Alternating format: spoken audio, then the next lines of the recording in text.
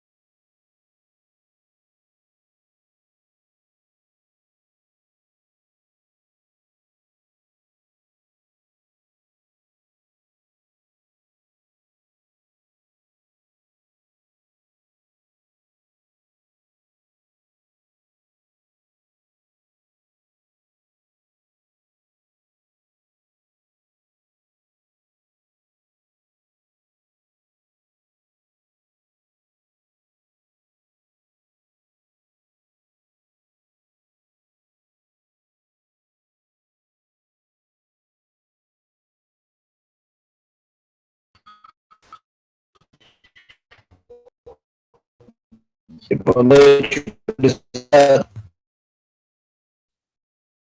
Boa noite, pessoal. Boa noite. E aí, gurizada? Hoje tá mais baixo o meu microfone, não? A gente quase mantei espião. Não, tá Pois mais é, eu tô baixo hoje. explorando, né? Só tá Não, dando.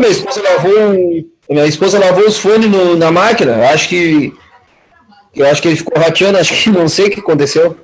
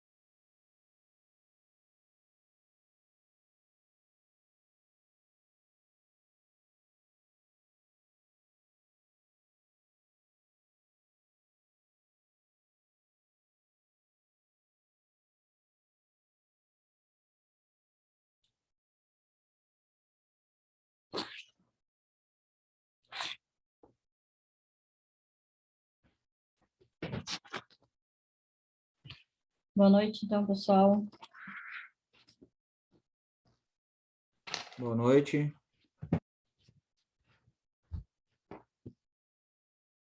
Vamos dando início à nossa aula de hoje, então. Tá? Ontem nós falamos sobre a questão dos erros, né? Teoria de erros.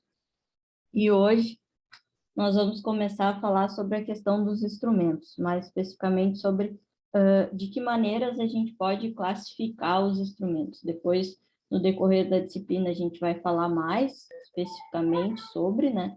Mas hoje a gente começa já a tratar deles, né? E entender como que a gente pode classificar. Existem diversas classificações, tá? Então, de acordo com a característica, vamos ver a questão de simbologia, e no final a gente ainda vai falar sobre a suspensão do conjunto móvel, a gente vai tratar sobre questão de conjunto móvel no decorrer das aulas, e hoje a gente vai só dar uma introduzida na questão da suspensão. Tá? Então, a disciplina é uma disciplina de medidas elétricas, né? E todos os aparelhos associados ao processo de medição, tá?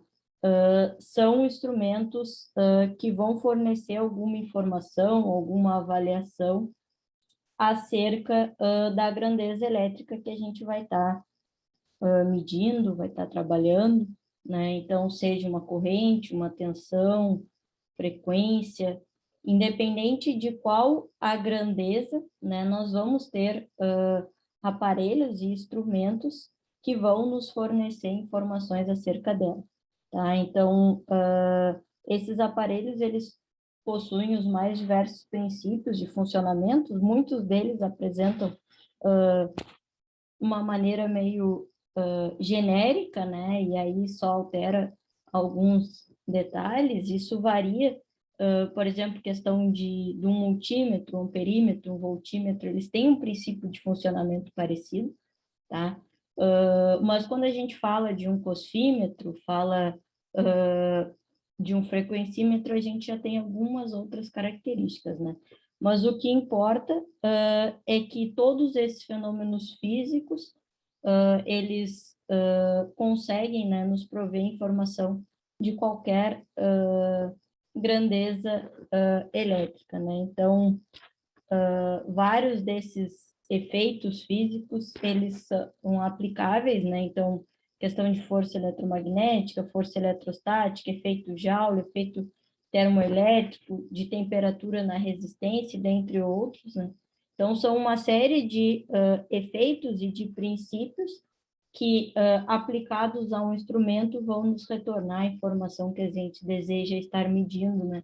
A variável que a gente deseja estar medindo. E aí, esses instrumentos, eles podem ser classificados, então, das mais diversas maneiras. Uma delas é relacionada justamente ao princípio de funcionamento. Então, o instrumento pode ser eletromagnético, eletrodinâmico, eletroquímico ou dinâmico, né? Então, se por um acaso eu vir a perguntar para vocês, né, de que maneira os instrumentos podem ser classificados quanto ao princípio de funcionamento, vocês teriam esses 4 itens como resposta, né? Então, todos os instrumentos de medição, tá? Seja ele qual for, eles se encaixam em um desses 4 itens, tá? Então, nessas 4 classificações. Depende, então, da maneira como eles funcionam, do princípio que faz com que eles funcionem. Uma outra maneira de classificar, e a gente acaba utilizando, né, isso não só para a classificação de instrumentos, mas, inclusive, é uma maneira de dividir disciplinas, né, disciplina de CC, disciplina de CA. Então, são classificados quanto a corrente, né, então, se é instrumento de corrente contínua, se é um instrumento de corrente alternada, tá? Uma outra maneira seria quanto à grandeza a ser medida, tá? Então, nós aí já temos associado o próprio nome dos instrumentos, né? Então, um amperímetro para medição de corrente, um voltímetro para tensão, ohmímetro, resistência, watímetro, né, potência ativa, varímetro, potência reativa, o cosfímetro, né, ou fasímetro, que é para medição de fator de potência, né, o cosseno φ, frequencímetro, frequência. Então, a gente tem diversos instrumentos e que eles são classificados de acordo com a grandeza que ele mede, né. Por exemplo, o multímetro, eu não posso encaixar ele em uma grandeza somente, né? o multímetro ele é capaz de medir várias grandezas. Então, o multímetro ele poderia fazer parte da parte da corrente, de tensão, dependendo do multímetro, frequência, enfim, existem várias grandezas que a gente pode estar medindo a partir de um multímetro, né? Então, não tem uma em específico, mas sim um conjunto, porque ele é um dispositivo que mede mais de uma grandeza. Uhum. Uma outra maneira de classificar é quanto à apresentação da medida. Então, no momento em que eu faço a medição, que eu utilizo o instrumento, seja ele um sensor que vai estar lá na minha planta, seja um amperímetro, um voltímetro que eu vou colocar lá para fazer a medição, eu tenho diversas maneiras de apresentar essa informação que eu estou medindo, né? De apresentar essa grandeza.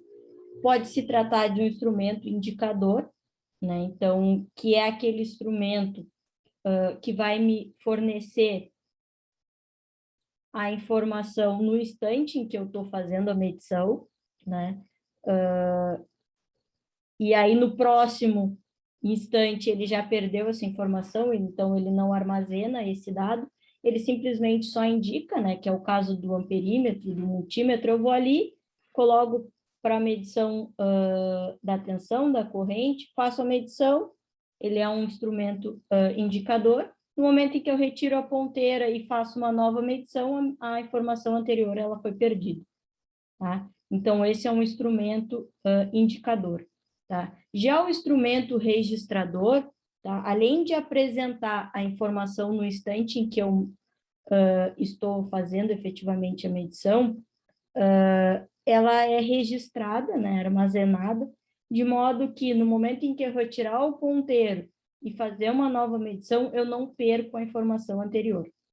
Tá? Então, eles têm essa diferença. Os dois vão me fornecer a informação naquele momento, tá? No instante, mas um vai armazenar a informação anterior e o outro vai perder essa informação. Tá? Nós temos ainda um terceiro grupo, que é o de instrumentos integradores ou totalizadores, tá?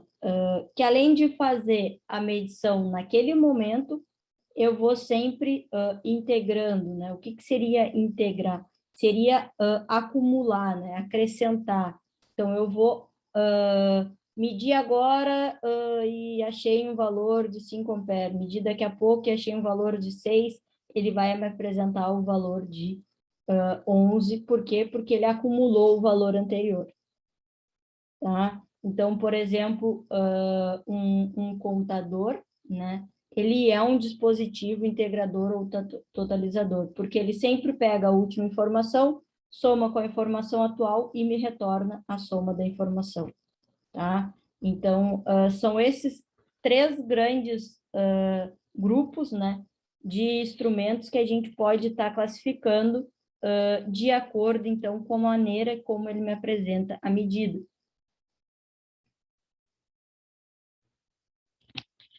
Aqui eu tenho um exemplo de cada, né? Eu falei que o indicador seria o multímetro, o amperímetro, enfim. Nós temos, na segunda imagem, um exemplo de um registrador, então ele tem uma memória para armazenar a informação anterior, e o exemplo de um totalizador, né? Seria até o relógio ali que a gente tem, no caso, nos provendo a informação do consumo, né? De energia, o nosso quilowatt-hora, que ele sempre pega a informação que ele está, né, a informação anterior, e soma com a próxima, e vai somando, e vai acumulando aquele valor até que é feita a leitura para indicar quanto que a gente consumiu no mês. Né? Então, seria um exemplo de um totalizador. Né? Uma outra maneira de classificar é quanto ao uso. Né? Então, nós temos aqueles instrumentos que eles são industriais, né? E temos aqueles que são voltados para laboratório. Qual é a diferença básica entre eles? é o processo de precisão, de exatidão. Um instrumento, quando ele é para o meio industrial, ele tem uma perda, né, nesse caso, em relação à precisão e à exatidão, tá? Se comparado aos de laboratório, porque ele necessita de outras características, né? Ele precisa, por exemplo, ser mais robusto, porque o meio no qual ele vai estar sendo inserido exige isso, né? Então, isso acaba pesando em detrimento da perda de um pouco de exatidão e precisão, tá? Questão de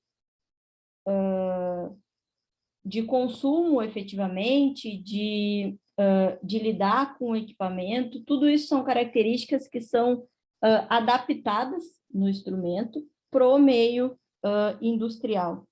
Por quê, tá? Porque a característica num laboratório é diferente, tá? Então, pensem num laboratório justamente que faz o processo de calibração, aferição de equipamentos.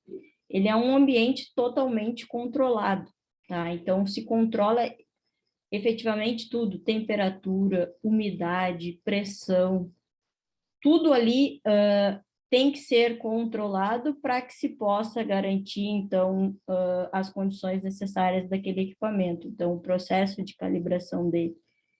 Então, os instrumentos que são usados naquele laboratório, eles precisam ser muito mais precisos, né, do que aqueles usados no meio industrial, porque a finalidade deles exige isso. Assim como a finalidade deles não exige que ele seja robusto, que ele suporte determinadas condições climáticas, questão de sujeira, né? Então, são equipamentos diferentes, com finalidade diferente. Isso que distingue, né, esses dois grupos, né, quando a gente classifica, então, eles quanto ao uso, tá? Então, é justamente os dois itens principais, né, robustez, que é o que destaca o primeiro grupo, né, o grupo industrial, e exatidão e precisão, que destaca o segundo grupo, que é o grupo de instrumentos usados em laboratórios, tá? São esses dois itens que vão justificar a classificação para industrial ou para laboratório, caso eu venha a perguntar sobre isso, tá? Outra classificação é quanto à questão de portabilidade, né? Então, a gente pode classificar de três maneiras, né? Aqueles instrumentos que ficam num painel, os instrumentos fixos, né, ou de bancada, e os portáteis. Qual a diferença, tá? Os portáteis é o amperímetro, o multímetro, aqueles que eu carrego facilmente para qualquer lugar, tá? Os fixos de bancada é aqueles que efetivamente eu não consigo retirar daquele local, não consigo transportar, não consigo carregar ele no bolso, tá? Os de painel, eles vamos dizer assim, que eles são os meio termo, eles ficam ali, né, localizados num painel de controle, seja o painel que for, tá? Mas se eu, porventura, precisar transportar ou mover esse instrumento, eu consigo, tá? Não existe um impeditivo de fazer isso, tá? Então, são esses três grupos que a gente classifica de acordo com a portabilidade, né? O quanto a gente consegue transportar ou não o instrumento que a gente necessita estar utilizando, tá?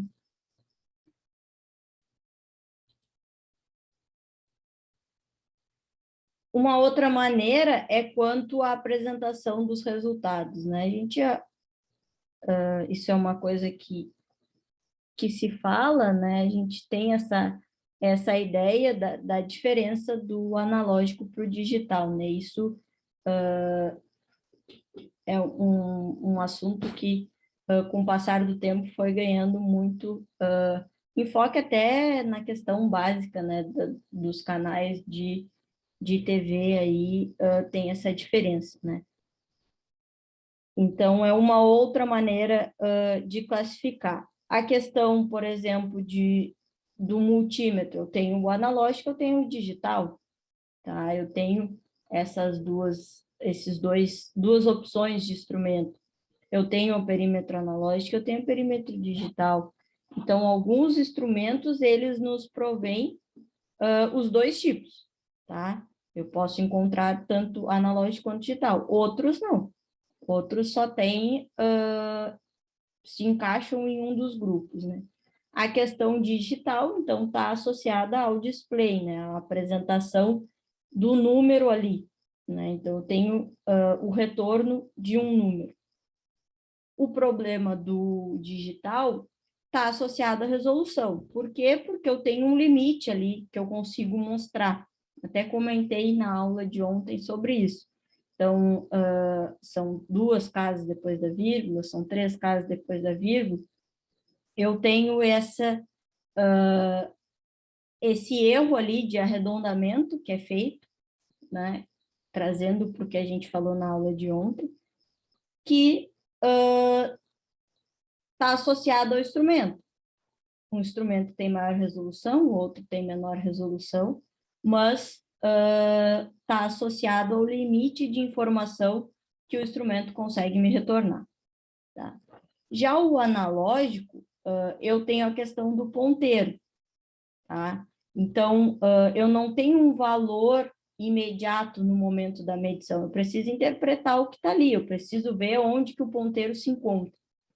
E aí eu tenho o erro associado a esse processo, porque às vezes ele está entre um tracinho e outro, e aí eu acho que é um valor, outra pessoa acha que é outro, então eu posso ter um erro associado ao operador, né, no momento em que está fazendo a leitura, tá? Porque não é uma informação exata, até porque quando eu uso o instrumento analógico, por exemplo, um multímetro, eu faço a medição e o ponteiro ele fica oscilando ali um pouco, né? Então, tem um erro associado à leitura, tá? Então, característica de cada um, né? Um tem a característica do limite do display e o outro tem o erro associado à interpretação do resultado que está sendo mostrado. Mas a principal diferença entre eles é que o digital fornece, então, um número, né, num display, e o analógico está associado a um ponteiro que tem uma escala, né, dependendo do instrumento até mais de uma, como é o caso do multímetro, justamente porque ele consegue medir mais de uma variável, e aí eu preciso fazer a leitura daquela informação de maneira indireta, né? O ponteiro ele me retorna e aí eu vou interpretar o valor que está ali e vou associar a escala, né? No digital eu já tenho direto ali a informação. Então aqui eu trouxe um quadro que justamente apresenta diferenças, né, entre o digital e o analógico. O digital ele tem a comodidade para o operador que está usando, tá? Por quê? Porque é muito mais fácil eu olhar ali já o número pronto do que eu vou procurar ali no ponteirinho. Queda dos preços, tá? Porque quando... Isso estamos falando já de algum tempo. Quando começou a se surgir os instrumentos digitais, eles vieram como uma grande diferença para o que até então se tinha, que eram os analógicos. Então, o preço deles era muito caro, tá? Só que acabou se tornando uma tecnologia, vamos dizer assim, comum, né?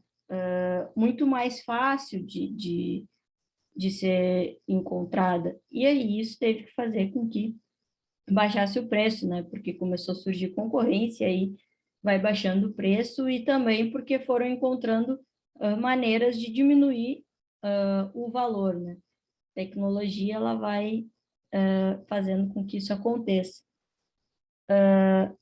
Maior exatidão no sentido porque ali, por mais que eu tenha o erro de arredondamento, eu tenho uma informação mais exata do que o ponteiro que fica oscilando. A informação ali, ela é mais, ela não fica mudando muito, até porque como eu tenho um arredondamento na última casa, se fica mudando na casa, na última lá do equipamento, eu nem estou vendo, né? Vamos supor que eu esteja fazendo a medição de corrente e ele me forneça 10,45 ampere, porque ele só me mostra 2 casas depois da vírgula. Ele está com 45, se ele tiver no 5, no 6, no 7, no 8 e no 9. Então, se está tendo alteração nessa última casa, por oscilação do sistema, eu não estou vendo. Então, ele acaba sendo mais exato, porque ele está sempre me provendo aquela informação. Redução de erro grosseiro, porque eu já tenho aquela informação, eu não tenho perigo que eu tenho, por exemplo, no analógico, de ler uma escala errada e aí prover um valor totalmente diferente. Tá? Por mais que eu tenha como olhar ali um valor equivocado, né, a chance é muito menor do que um que eu tenho que estar interpretando a localização do ponteiro. Tá? A questão do analógico... Oi. O digital, alguns eles vêm com bateria nele? Sim. Isso é uma coisa que é associada, né, se ela tiver também, fraca? porque... Se a bateria estiver fraca, ela pode influenciar na medição? Sim. Isso o mais preciso é o analógico ou não? Entre os... É que depende da finalidade. Tipo, o analógico ele é mais preciso para eletrônica, por exemplo. Ah, tá, porque tinha um senhor que trabalhava... Eu sou mecânico de manutenção e tinha um eletricista, um senhor que trabalhava, ele mexia muito na eletrônica, né? Ele trabalhava na elétrica, mas usava só o analógico só. Dizia que era melhor, né? Quem consegue, quem tem aquela familiaridade e consegue ver bem ali a informação, ele é mais preciso porque tu tem a informação ali, vamos dizer assim, completa, né? Não tem aquele arredondamento que o digital tem. Mas, ao mesmo tempo, é muito difícil tu enxergar ali no analógico, que era, por exemplo, 5,456, né? Depende também de como é apresentada a escala ali, né? Sim, entendi. Mas com o analógico, a gente consegue ver pequenas variações, porque como o ponteiro não para, significa que eu estou tendo muita oscilação ali, que é uma coisa que eu não consigo no digital justamente porque eu não enxergo as últimas casas, né? Então, a variação ela tem que ser um pouco maior para ela ser visível para mim, que estou olhando o dispositivo, mas no analógico não. Então, por isso que a gente fala que é muito usado na eletrônica, para verificar se o equipamento está com algum problema, a gente consegue visualizar através da oscilação do ponteiro pequenas variações que a gente não observa no digital. Ok, entendi a diferença. Hein, Alice? Hum. E o multiteste, esse é o multímetro que ele perguntou da bateria, tem alguns componentes que tu vai utilizar e a própria carga do dispositivo que tu está usando para fazer a medição, ela carrega alguns componentes para tu fazer a medição certa, né? Vamos supor, tem alguns componentes que tu faz a medição, ele começa com um número positivo e vem caindo até o negativo. A explicação que eu tenho é que o próprio multímetro carregou aquele componente para verificar que ele está funcionando realmente.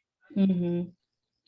A questão da bateria, ela foi até muito discutida agora nesses últimos tempos por causa do medidor de temperatura, né?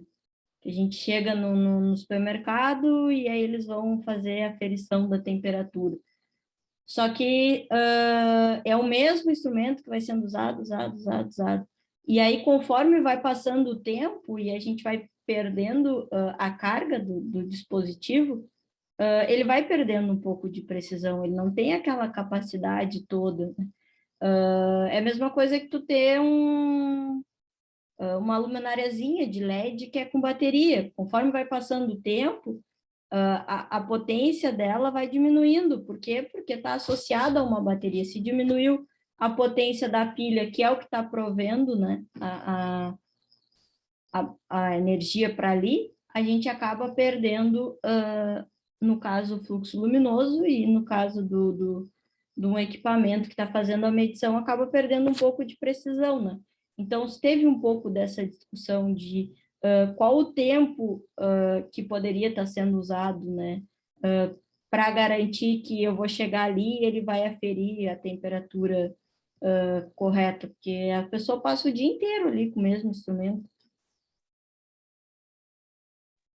Alice, nós vimos em eletrônica básica ali que essas diferenças, né, um pouco, né? Nós tivemos aquela introdução em eletrônica básica, acho que foi a primeira matéria. Não, a segunda matéria, né? A primeira foi contigo, foi a segunda matéria que nós tivemos, e aí teve, né, que para os componentes, né, eletrônicos, o analógico ele é mais preciso, até para te ver qual seria a perda, né, para te conseguir precisar, né? Justamente o segundo item, né, desse quadro, melhor visualização de várias variações rápidas de grandeza a ser medida, é o item que faz com que o analógico seja mais usado na eletrônica, né? Porque são equipamentos, são dispositivos que necessitam dessa precisão que a gente não tem no digital, né? Mas a preferência por um ou por outro é muito mais, numa aplicação geral, tá? É muito mais do operador. Eu conheço pessoas, tipo, que são mais velhas que vão dizer que o analógico é melhor. Por quê? Porque eles sempre usaram aquilo ali. E aquilo ali sempre foi o suficiente para eles, né? Quem começou agora e tem a facilidade do digital vai dizer, não, tá louco, digital é muito melhor. Então, isso vai também muito de quem utiliza, né? A preferência de quem utiliza.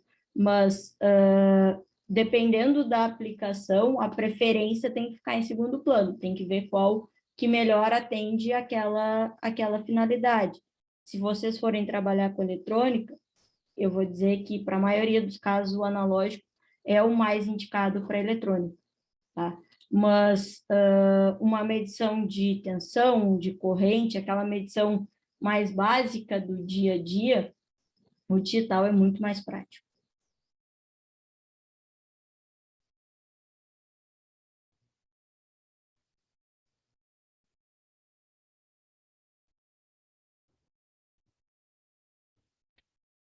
Uma outra maneira de classificar, tá?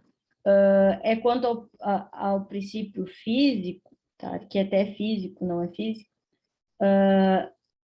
associando, então, essa questão do analógico e do digital, tá? Porque a parte eletrônica do circuito eletrônico, ele funciona todo digital, né? Um computador é 0 ou 1. Qualquer circuito eletrônico, tá? A base dele, e isso é bom não confundir, tá? Uma coisa é o instrumento que vai medir algum componente eletrônico. O analógico é o mais indicado.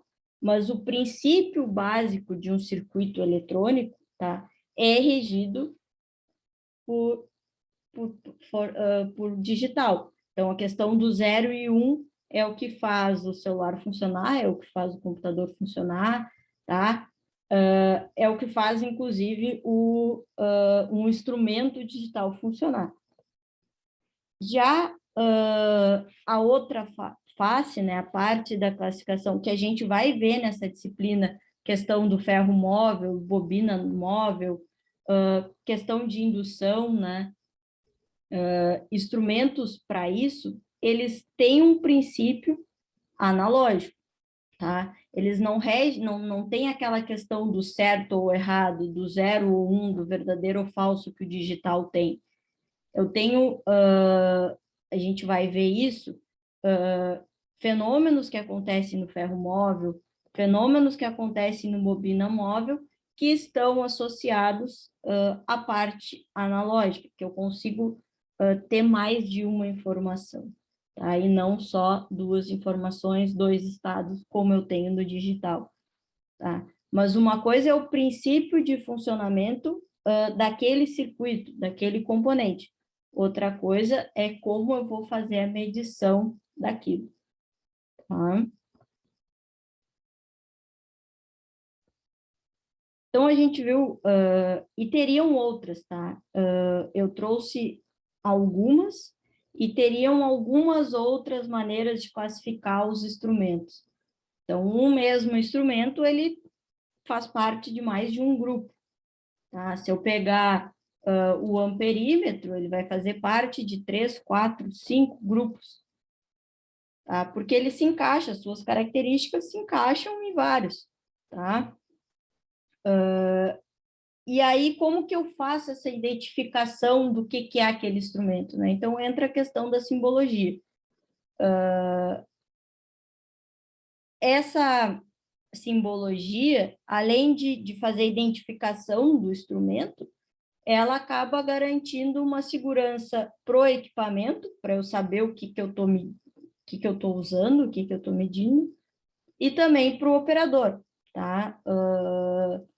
Quando eu dei essa disciplina em outras turmas, alguns relataram casos de acidentes em empresa com colegas em que usaram mal um instrumento e aí dá curto, toma choque, pega fogo, desde os níveis mais baixos, né, até os níveis mais altos de acidente. Então, a simbologia, ela é interessante nesse sentido, tá? Então, a gente tem a simbologia associada ao tipo do instrumento, né?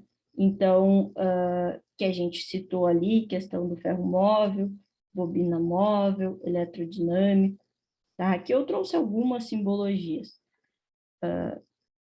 Depois vai ter um exemplo que vai ficar mais fácil.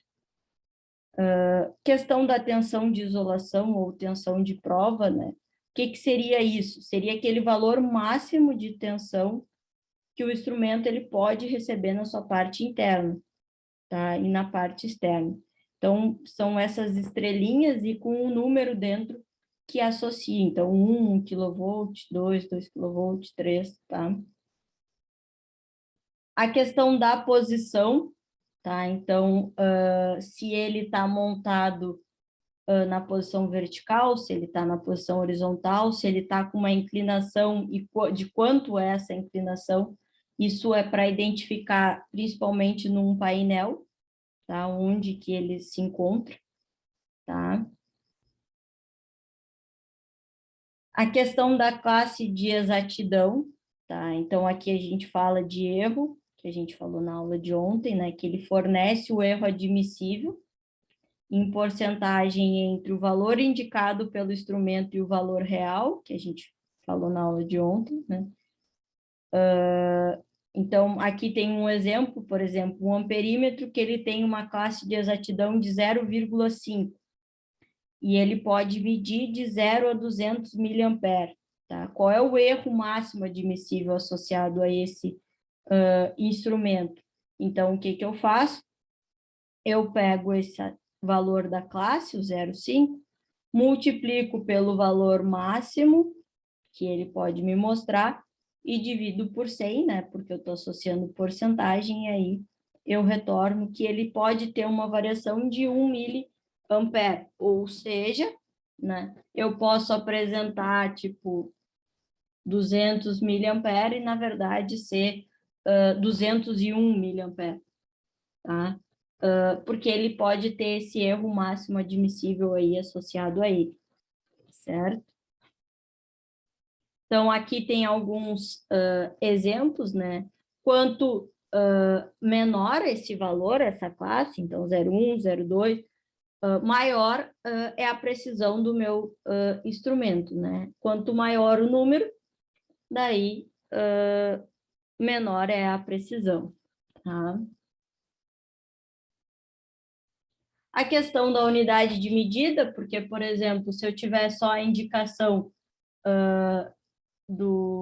de onde vai o ponteiro, eu não sei se aquilo ali está associado à corrente, à tensão, à potência, à frequência, né? Então, eu preciso ter a indicação, geralmente associada à letra A, ampere, V, volt, né? Ohm, que é um ohmímetro, W, que é o watt, né? Para indicar, então, qual a finalidade, qual a grandeza que eu posso medir com aquele instrumento. Aqui só alguns outros exemplos, tá? Questão da corrente, né? Então, se é um instrumento que só aceita corrente contínua, corrente alternada, ou ambas, tá? E aqui a gente tem alguns outros tipos, né? Um quadro mais geral, né? Indicando, então, corrente contínua, corrente alternada trifásica desequilibrada, né? Então, são várias opções, né? Eu deixei a tabela aí para alguma eventual consulta de todos aqueles itens que eu falei, tá? O que a gente tem, aqui tem um exemplo, tá? Então, eu tenho quatro, vamos dizer assim, quatro informações. Posso até dizer 5, tá? Ó, 1, 2, 3, 4, 5, tá? O que eu vou fazer? Primeiro, tá? É que eu vou ter que ficar voltando aqui, tá?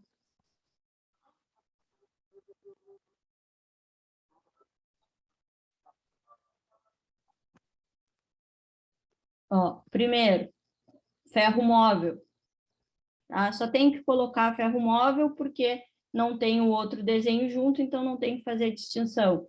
Então, o primeiro símbolo significa que é um instrumento de ferro móvel. Segundo símbolo, que é para corrente contínua e corrente alternada, tá? Vamos voltar lá.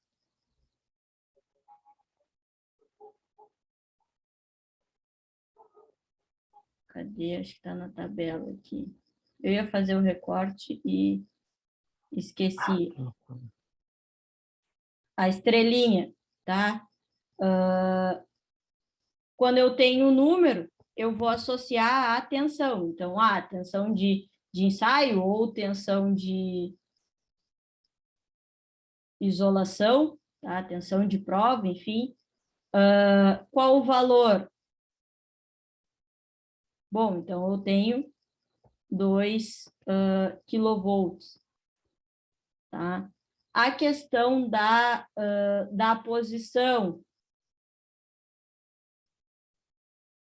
instrumento utilizado na posição horizontal, que é esse símbolo aqui, tá?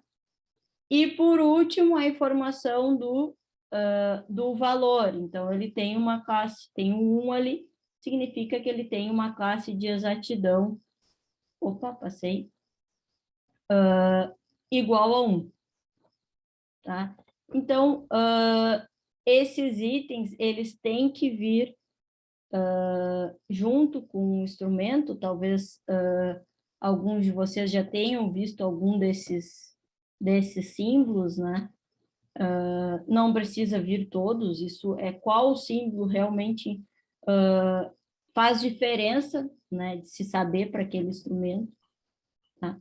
E aí, dessa forma, a gente diz, então, que é um instrumento de ferro móvel para corrente contínua e alternada, que tem uma classe de exatidão de 1, que deve ser usado na posição horizontal e que tem uma tensão de ensaio de 2 kV.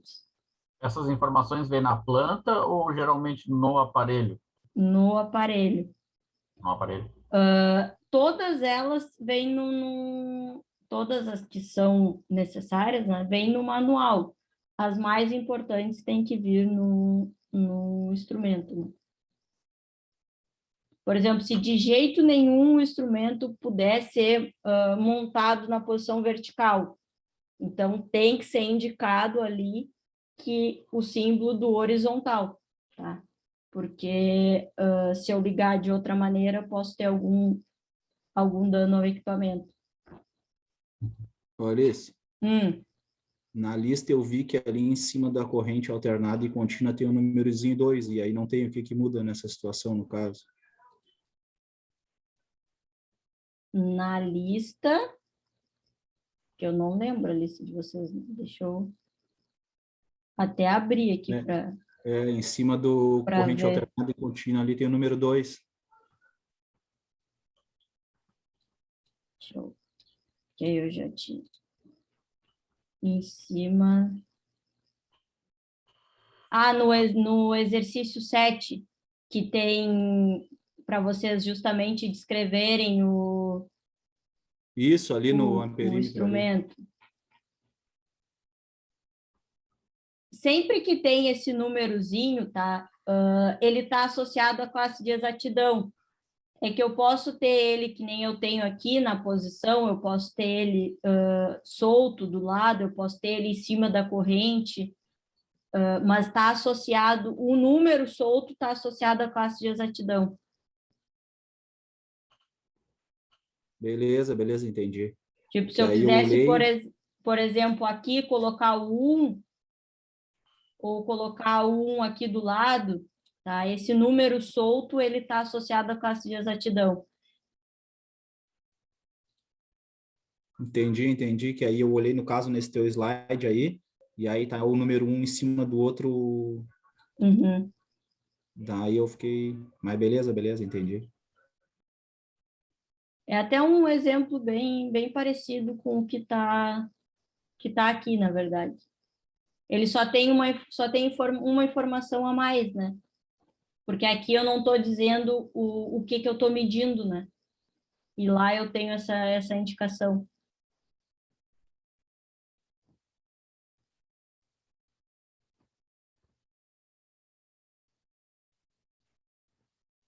Seguindo, então, para o último tópico da aula, a partir da semana que vem, a gente começa a ver questão de ferro móvel, de bobina móvel, e eles necessitam de um conjunto, né, para o seu funcionamento, a questão da suspensão. Então, eu encaixei na aula de hoje para falar rapidamente, tá, sobre os 3 principais tipos de suspensão, antes da gente entrar efetivamente nesses instrumentos, tá? Quando a gente fala da questão da suspensão,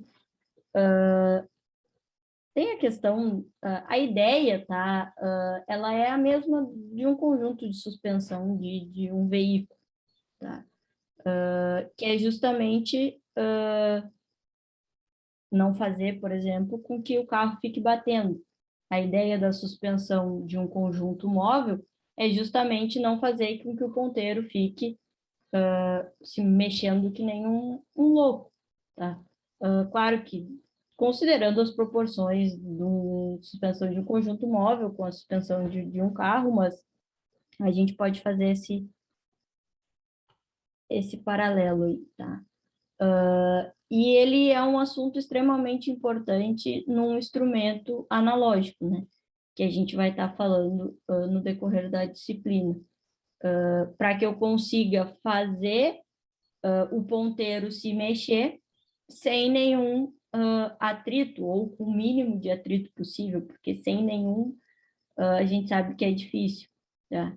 Mas com que ele se mova de acordo com a mudança que ele tem que fazer para me fornecer o valor da variável, sem problema na hora dessa locomoção dele. E aí eu tenho basicamente 3 tipos de suspensão, a por fio, por eixo e a magnética. Tá? Como é uma coisa mais do funcionamento mesmo, eu não vou aprofundar muito. Vocês podem até ver que a pergunta sobre isso na lista ela é bem básica, é citar os 3 tipos e dizer em que instrumentos eles são utilizados. Então, a primeira, que é a suspensão por fio, é empregada em instrumentos de alta sensibilidade e instrumentos de laboratório. Então, já tem ali, na primeira frase do slide, já tem a resposta. Esse fio, ele é de uma liga de fósforo bronze, aí tem uma questão de química por trás, tá? E ele tem basicamente 3 finalidades, né? A de suportar o conjunto móvel, fornecer por intermédio da torção o conjunto antagonista e servir como condutor para levar a corrente elétrica à bobina, tá? Então, aqui tem uma imagem, tá? Então, eu tenho basicamente a parte móvel, né? E eu tenho ele preso, então, por um fio de suspensão. Depois vocês vão ver a diferença para os outros.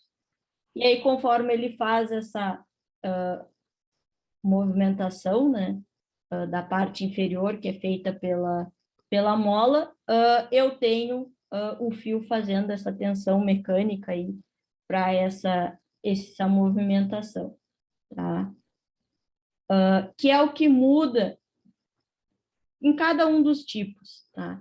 O fio, bom, então eu tenho essa parte presa no fio aqui, o que garante que eu vou ter um movimento mais suave, mais preciso, por isso ser usado para instrumentos de alta sensibilidade, no caso, instrumentos de laboratório, muda quando eu uso uma suspensão por eixo, até porque isso muda o valor do meu instrumento, né? Por mais que a gente não saiba, quando eu vou comprar, não é uma coisa que eu pergunto, qual é o tipo de suspensão do instrumento, até porque isso, às vezes, pouco importa, tá?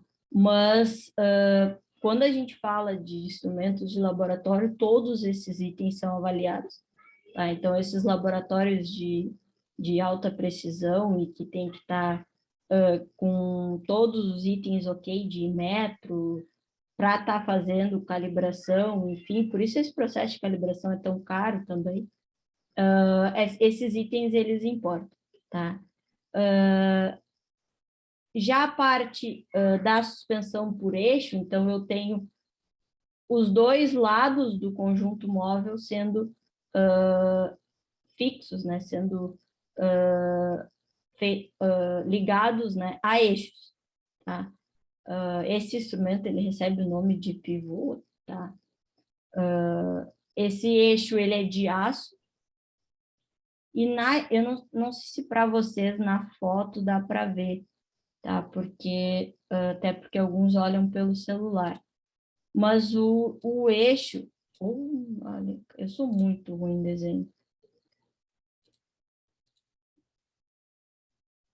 Vou fazer uma coisa aqui e aí faça como se eu tivesse um lápis, tá? A ponta é nesse formato aqui que eu estou desenhando. Eu tenho essa parte assim, mesmo como se eu fosse desenhar um lápis, uma caneta, sei lá, tá? Ela não é quadrada, ele tem essa parte aqui, tá?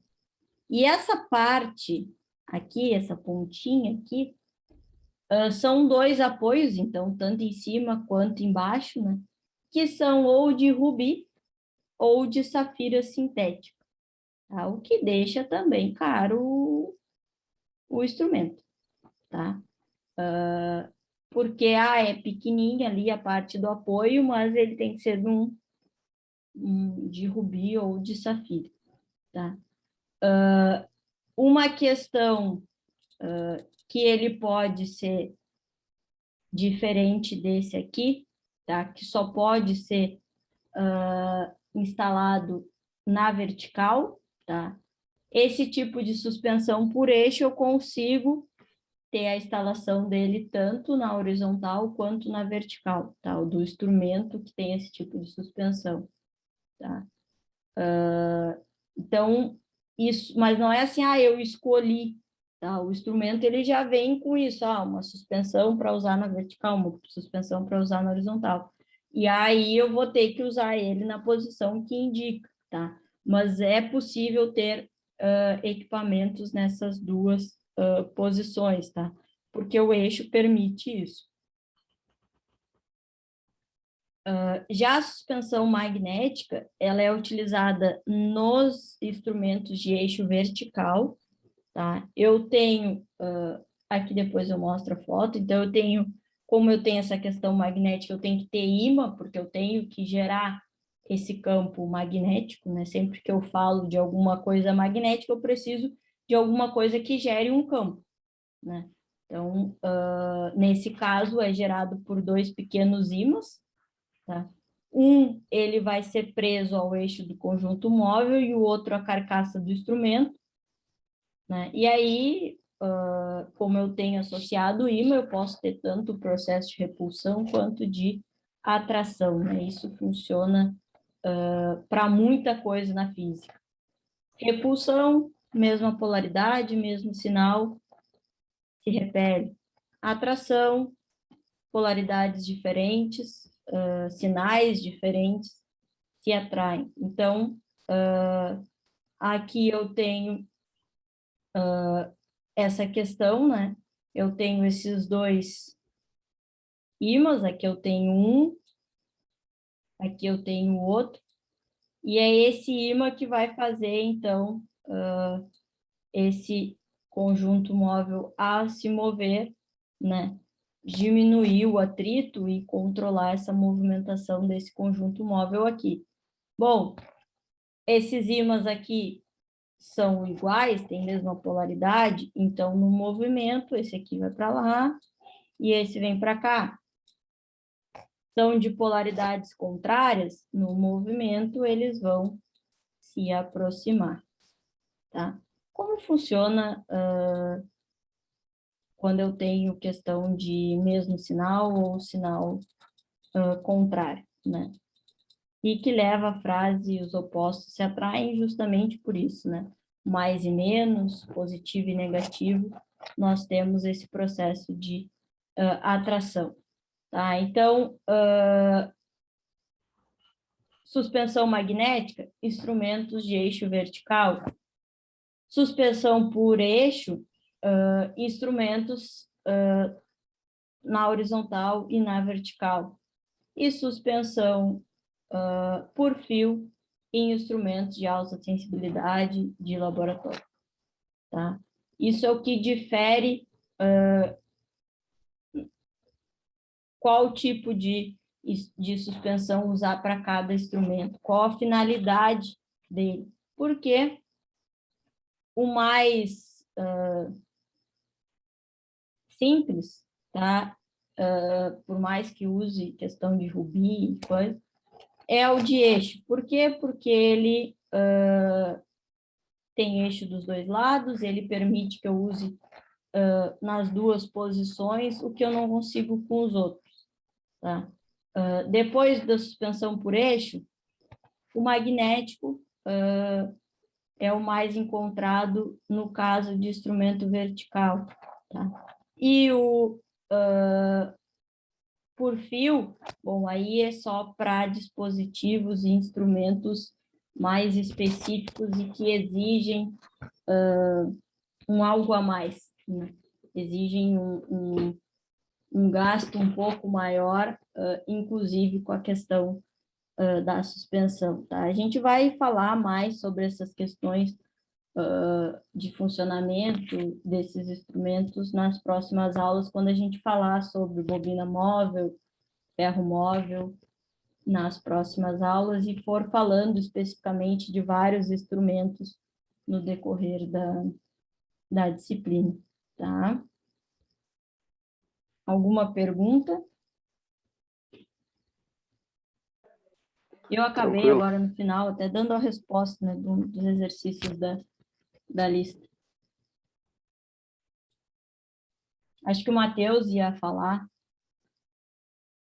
Não, eu falei tranquilo, tá tranquilo. Ah, tá. Não, é que bem na hora que eu falei, que sempre tem delay, né? Então eu acho que fica o silêncio, e aí quando eu vejo tem um microfone se mexendo aqui na tela que eu deixo aberto, Sim. coisa de vocês. Sim, sim. Não, tranquilo.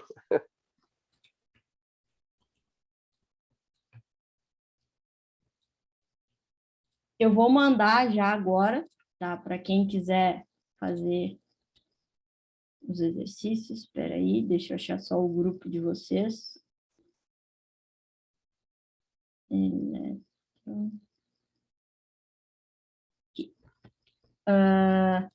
Já mandei a aula, tá? Como a gente conversou nas últimas, né?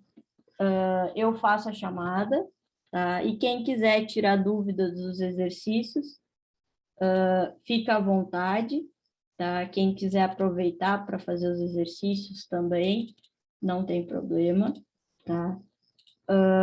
Eu vou até abrir aqui, compartilhar aqui, para mostrar. Então, ontem nós falamos sobre erro e teve exercício 1, 2, 3 e 4, que pode ser feito em relação à aula de ontem, tá? Não sei se alguém chegou a fazer. E em relação à aula de hoje, nós temos exercícios 5, 6 e 7, tá? 3 exercícios sobre a aula de hoje, 4 exercícios sobre a aula de ontem, tá? Acabei dando a resposta aqui do 6, o 5 é de marcar, e o 7 é para descrever a simbologia, que nem teve no exercício, que foi até o que o Wagner acabou perguntando, né? Porque no exercício, no exemplo que eu mostrei, o 2 estaria aqui, né? E nesse o 2 está aqui posicionado, tá? Mas o local onde o 2 se encontra não vai interferir. Ele segue sendo o mesmo do exemplo, tá? Então, já tem alguns exercícios aí. Eu mandei a lista lá, até coloquei linhazinha, porque na outra vez vários de vocês imprimiam, né? E aí eu já até deixei um local aí para vocês responderem, fiz mais espaçado para vocês terem espaço aí para responder quem imprime. Quem não imprime, coloca número 1 e responde do lado, né? Se porventura quiser me mandar para corrigir, só lembrando, né? Que tem que ser via escola, né? Tem que mandar pelo Rafael. Deixa eu abrir a chamada aqui. Que aí eu faço a chamada e aí quem quiser ficar para fazer os exercícios, fica à vontade, se não, estão dispensados, e aí pode até, vou ficar, mas não vou fazer os exercícios, mas não vou ficar na sala. Aí é o que vocês acharem melhor, tá? Quem já fez e tiver alguma outra dúvida, ou olhou a lista e tem alguma outra dúvida, depois da chamada pode perguntar também, sem problema. Tá? Só vou fazer a chamada aqui primeiro, deixa eu abrir os participantes, porque às vezes não sai áudio ou o pessoal não responde. Alex?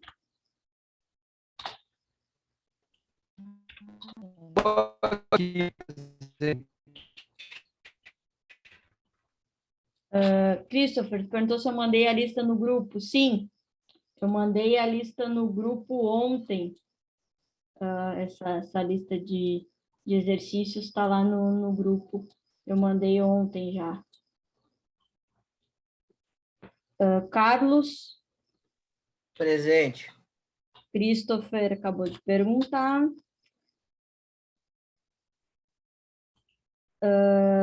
Cristiano? Presente. Diego? Estou aqui, professor. Douglas? Presente. Eliezer? Felipe? Presente. Ismael?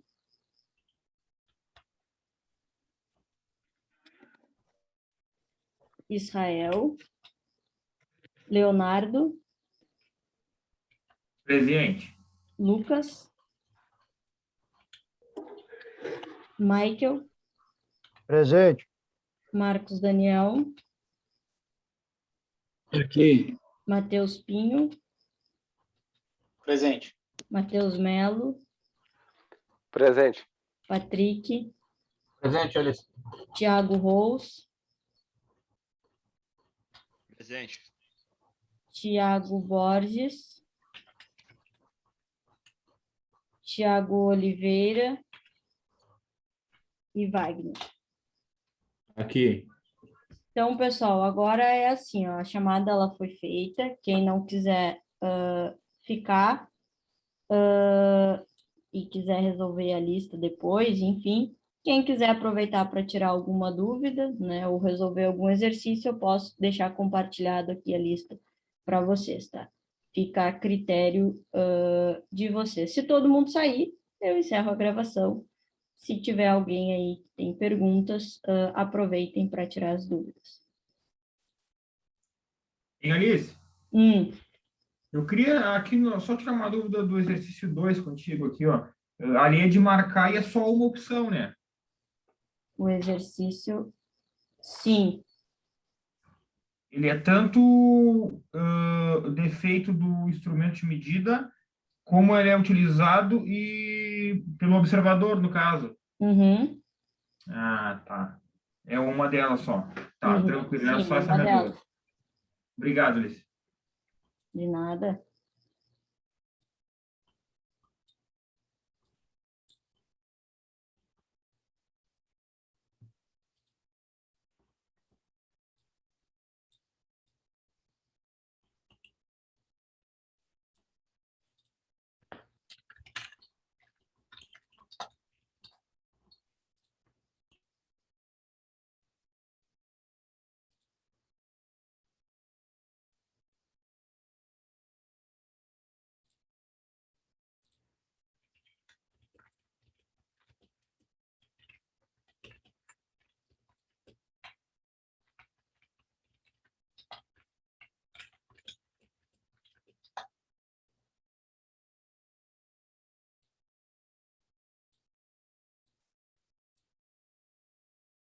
A única coisa que eu vou pedir, pessoal, é que quem, tipo, não for ficar, não deixa aberto, porque às vezes o pessoal sai e esquece de fechar, e aí daqui a pouco eu acho que tem gente e o pessoal só tá por tá. Já aconteceu isso, aí eu chamo a pessoa e a pessoa nem ali tá, só deixou ligado. Vou saindo daqui, tá, Alice? Boa noite. Não.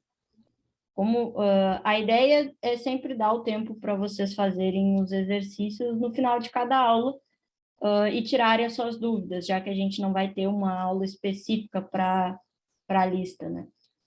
Mas fiquem à vontade.